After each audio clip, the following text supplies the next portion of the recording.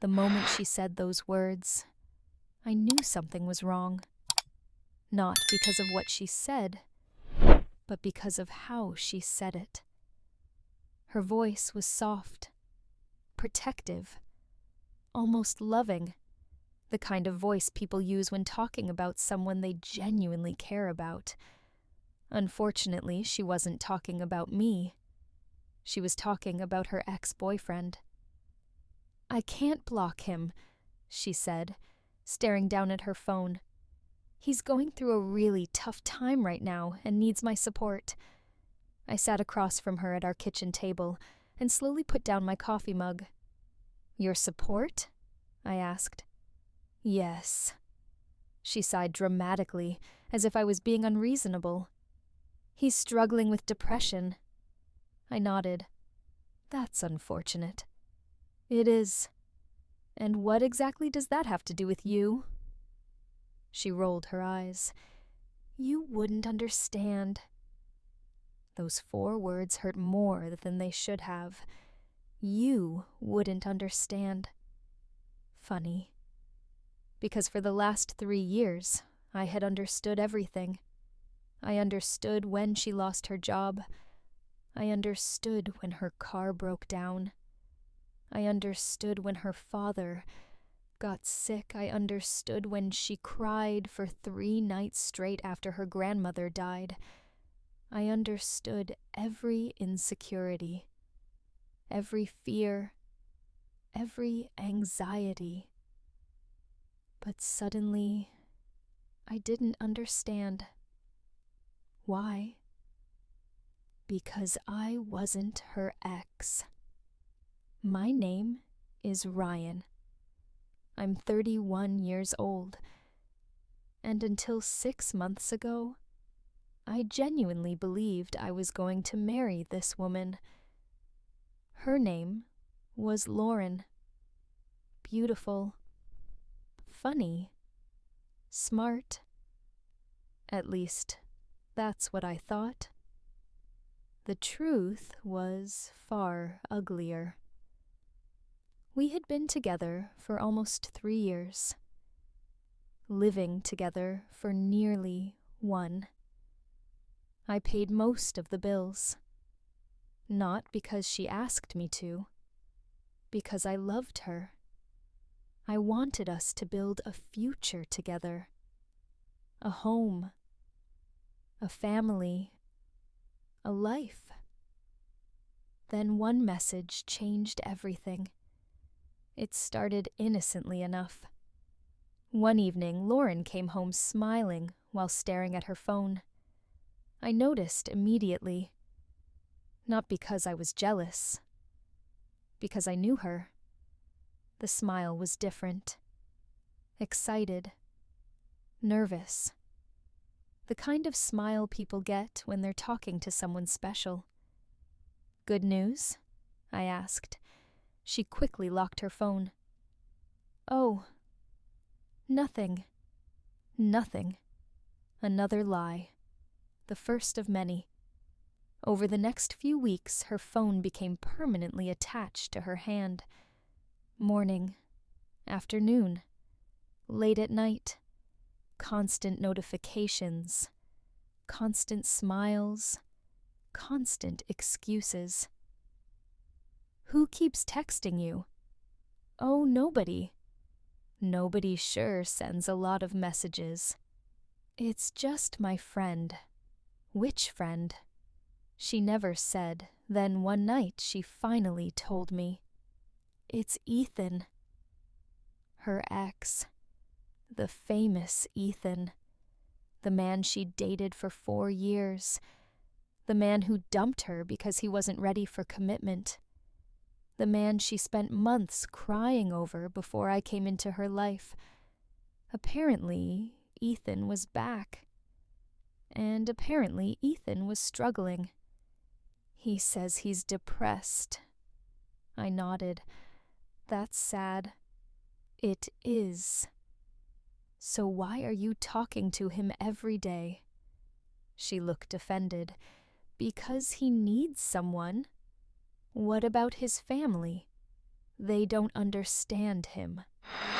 His friends, they don't get it. A therapist. He says therapy doesn't help. I stared at her. So somehow you're the only person in the world who can save him? She crossed her arms. You're being insensitive. That conversation should have been my warning. But love makes people stupid. I wanted to trust her, so I ignored the pit forming in my stomach. Big mistake. Weeks passed. The texts became phone calls. The phone calls became video chats. The video chats became coffee dates. Then dinner meetings. Then entire weekends where she claimed she was helping him through a crisis. Every time I raised concerns, I got the same answer. He's going through a tough time. As if that magically justified everything. One Saturday night, I finally reached my limit. Lauren had spent 6 hours with Ethan. 6 hours. She came home after midnight, smiling. Again. I was sitting in the living room waiting. "How's Ethan?" I asked. She dropped her purse. "Tired. Depressed. Very. Interesting. What does that mean?" I looked directly into her eyes.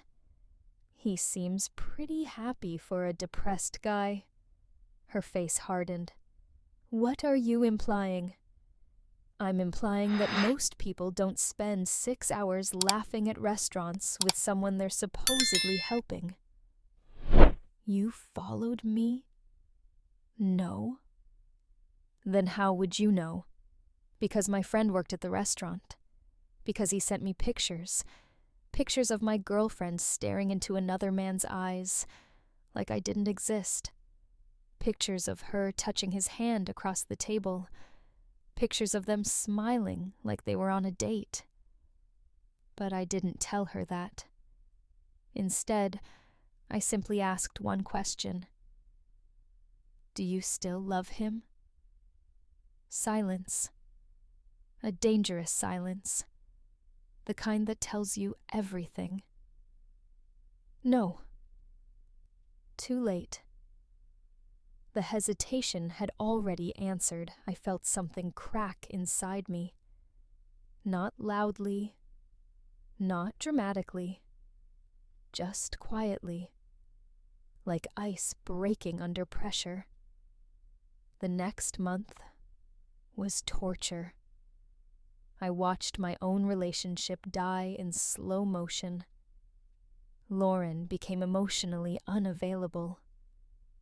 Distant, cold, distracted. She stopped talking about our future, stopped mentioning marriage, stopped saying we. Everything became I. I should have ended it then, but I kept hoping she'd wake up, that she'd realize what she was throwing away. Then came the phone call that changed everything. I came home early from work one Tuesday afternoon. Lauren didn't hear me enter. She was in our bedroom, door partially closed, talking on speakerphone. I wasn't trying to listen, but then I heard his name. Ethan. And I froze. Her voice was soft, tender, intimate. The voice she hadn't used with me in months. I miss you too. My heart stopped. A long pause. Then she laughed. A laugh I hadn't heard in ages. Things are complicated right now. More silence. Then the sentence that destroyed our entire relationship. I just need a little more time. My stomach dropped. She continued. Once I get everything figured out, we'll finally be together. I felt physically sick. Then came the final knife. I love you too. 3 words. 3 simple words. And 3 years of loyalty vanished in an instant. At that exact moment, something inside me died. Not my love, not my heart, my excuses, my denial, my willingness to tolerate disrespect. I quietly walked back outside, sat in my car, and stared at the steering wheel for 20 minutes, thinking, remembering, realizing the woman I loved didn't exist anymore. Maybe she never had. When I finally walked back inside, Lauren was cooking dinner, humming happily as if she hadn't just promised another man a future, as if she hadn't just shattered mine. She smiled when she saw me. "Hey, babe," I smiled back, for the first time all day, because I finally knew exactly what I was going to do. And for the first time in months, I felt completely at peace. She thought Ethan needed her support. She had no idea what was about to happen next, and by tomorrow evening, both of them would learn a lesson neither would ever forget.